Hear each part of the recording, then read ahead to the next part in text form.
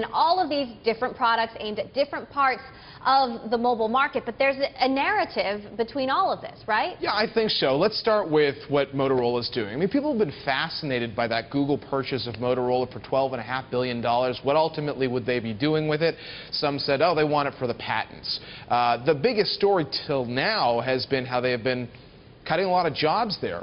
But this Moto X device, which they're going to position as a made-in-America device, made in Texas at a former Nokia plant, we've only got a couple of details. That, you know, battery life is important, and that maybe the phone being able to know where you are through sensors, like you're in your car and it knows that, maybe being a smarter smartphone. I think ultimately, though, for Google, here's just another way to get Android out into the world. They want a few models, a few good models from Motorola, and hopefully that helps spread the gospel of Android. Right. It sort of seems like they're shooting for something between Apple and Samsung in terms of strategy, where Apple has one phone and Samsung has a lot of phones. Right.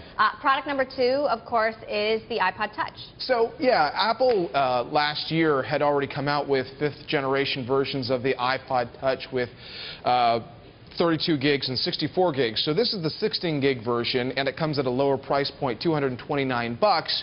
You lose the rear-facing camera to bring that price down, and I think that's clearly been part of the strategy with the iPod and with Apple in general. At a certain point, you're bringing down the prices on some of your products to try and cater to certain people. One thing about the iPod to know is that in fiscal 2008, it generated 24% of their overall revenue.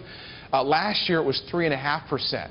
So the significance of these devices has gone down a lot. They've tried to innovate on the iPod and offer a lower price, but it obviously is not at the importance level of the iPhone and iPads for them these days. But they're going after the lower-end market, which is not to be dismissed for Apple, right? Yep, absolutely. And actually, that gets us to the story on Samsung, because Samsung today coming out with the mini version of their Galaxy S4. And I don't think people should think of this as having the power of the flashy Galaxy S4 that was recently unveiled by Samsung. It won't.